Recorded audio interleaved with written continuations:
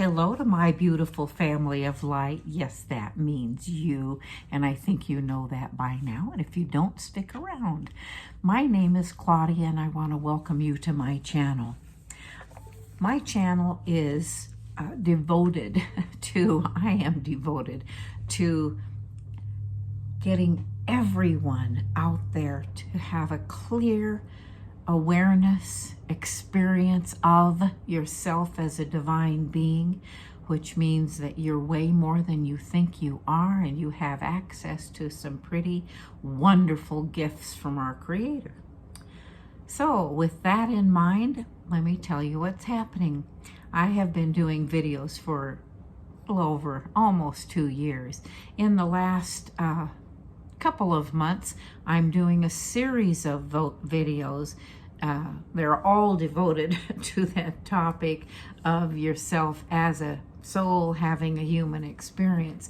But in this particular series, I'm taking you through my life's experiences in order that we can look at how I was led by our source to a place where I could go from that from not knowing about those things I just expressed to being awake and consciously aware, and then learning to integrate the gifts that I had been given into my life. And so that's what this is all about. We've completed 23 videos. I'm starting on the 24th. And in this particular series, and I'm going to have to read probably today because this little aspect of things is pretty emotional for me. It didn't used to be, but it now, in the reliving and retelling of it, it's been a number of years, it's become a little emotional. So if I read from my book these particular passages, I just want you to be aware that that's what's going on, and that's the reason I'm doing it. Okay, so what this is about is, in the last video, my mother had slipped into a coma. I had gone home in order to be there with her while she completed this transition, which I didn't understand fully, but I was becoming more and more aware that I was supposed to be there for this particular reason. She had had surgery, and the surgery was successful. There was no reason for her to go into a coma. She was fine when she came out of surgery, and she showed up with me and just explained that she wasn't coming back. And I knew in that amount of time when her spirit visited me and she said she wasn't coming back, I had a full, complete awareness. She was exhausted. Her life she'd done what she could do and wanted to do, and her curiosity level had diminished. Life was no longer fun for her. So that's where we're at. In the morning of the second day, I arrived on a Tuesday, spent the night with her, met with my family who had worked out a system of where one or two would always be there with her in case something happened. But I spent the night with her alone, and in the morning, after I got cleaned up, Mom came out of her coma. And so that's where we're going to pick up. And so we're in the hospital. Mom is on her bed. I'm cleaned up and ready for the day. And she comes out of her coma. I'm over washing her face and, just tending to her. And she's in that state. However, all of a sudden, the room becomes electrically charged. I become electrically charged. I can feel as I'm holding her shoulder and wiping her face that she is electrically charging.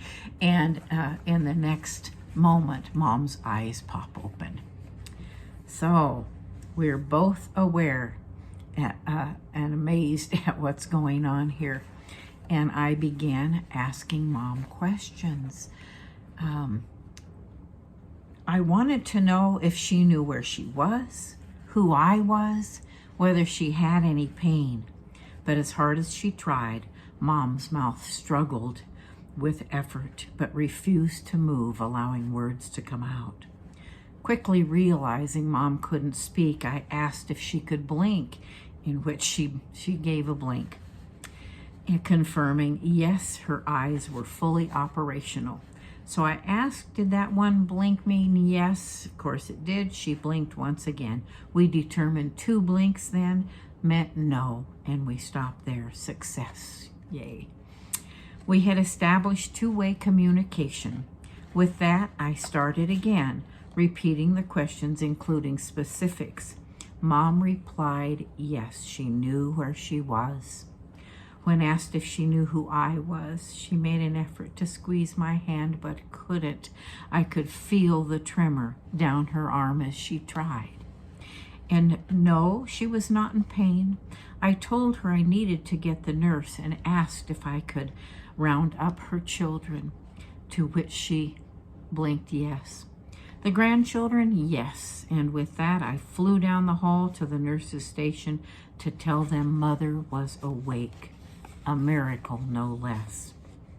One by one, my siblings, their spouses, and Mom's grandchildren began arriving, lavishing love, broad ear-to-ear smiles, and curiosity upon her. I had given instructions regarding Mom's limited communications over the phone and figured they would handle the rest without my encouragement or instruction. With a big, chaotic, joy-filled family, when everyone is together, it can be taxing for the most ardent of partygoers. But knowing this may be the last opportunity to say what needed to be said, and for Grandma to gaze at her growing wee ones. I took this as an opportunity to allow them their time alone, and left them as I walked outside. I didn't want to be trying to control the uncontrollable. Let the hospital give it their best shot. I had lived down the street from the hospital in the early 70s for a short period of time, and although I had no transportation to go the distance to see that place or that location, I walked the streets, checking on what I remembered, what seemed familiar and unsure, and of what had changed. I walked the halls back at the hospital and at one point spent time in the chapel. I also ate in the cafeteria the day Mom woke up. Checking in on her room periodically in between visitors. I would go over to Mom and ask if she was doing okay. Always a yes, until about 4:30. When visually tired, I asked if she was still okay, and she was. Asking if she was ready for them to begin leaving, she said no. I told Mom I'd ask again shortly, to which she blinked yes. Mom was ready to say her goodbyes by 5 p.m., and the older siblings had seen me and heard me ask. By then, the room was stacked with family spilling out into the halls. Quieter now, everyone filed to her bedside in family groups to bid Mom and their grandmas final conscious farewells. The littlest ones were asking what was going on, the older children squeezing a hand and stretching to plant a kiss on Mom, and Mom's children were whispering endearments.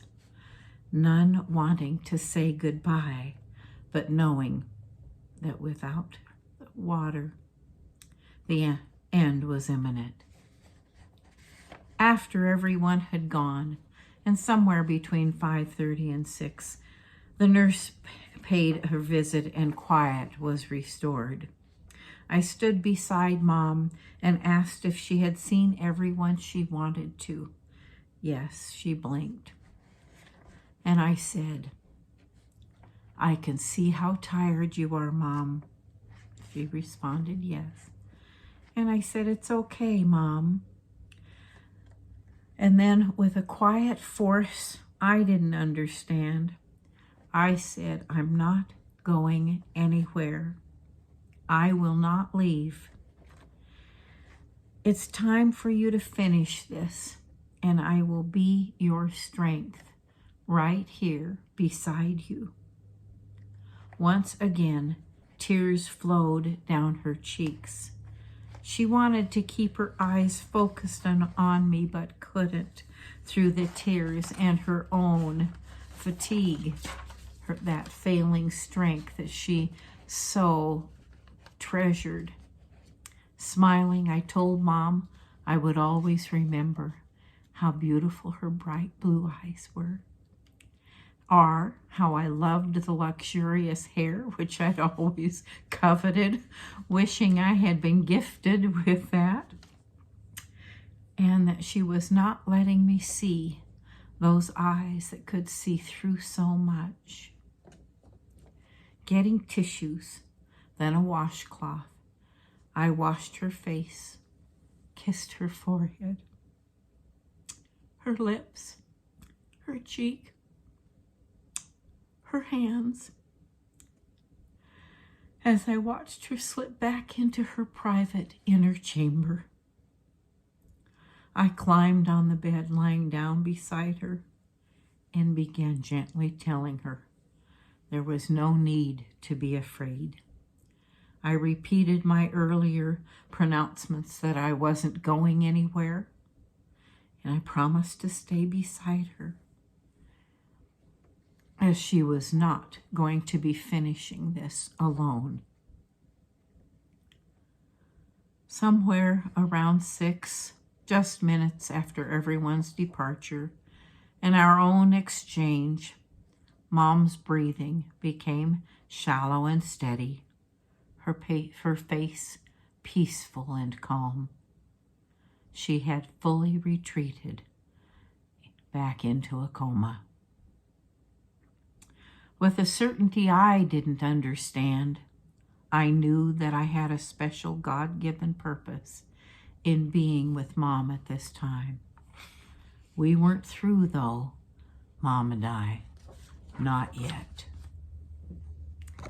Whoops. And with that, I'm going to stop there, but I'm going to do what I'm doing with this particular little segment here in the hospital, and that is repeat the next part, I'm going to pick up the next part in a sequential next day.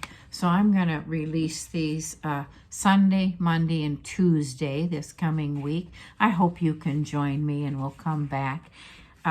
It's a very, very precious thing to be able to participate in a loved one's death. I know most of us aren't prepared for that. And for whatever reason, the strength that was filling me was just out of the blue. Really, Mom and I had always been strong together, but this was extraordinary stuff going on. And so thank you for joining me. It's an intimate moments that I'm sharing with you. I hope that you'll take that in to your own heart and appreciate in your own life the places in which your inner strength has showed up for you in ways that maybe you didn't understand, but I want you to know you have that inner compass, that inner attachment and connection with our Creator. So I'll do the next one fairly quickly and post them sequential. So by the time you get, if you wanted to wait till Tuesday, you could pick up the whole thing. And so I'm going to stop there. I want you to know, as always, I love you this much. These arms are sending, and these words are sending you love, love, love. That is what we are. We are here to be expressions of our Creator's love for each other. And I'm sharing mine with you. And be sure and be good stewards of our planet that we live on. She provides so much to us. And until the next time I see you, I hope that you will like and subscribe and get this information out. This isn't about necessarily my story, my telling it through my story, but you have to get behind the words and feel the meaning of what's going on here, that something is happening from the inside out.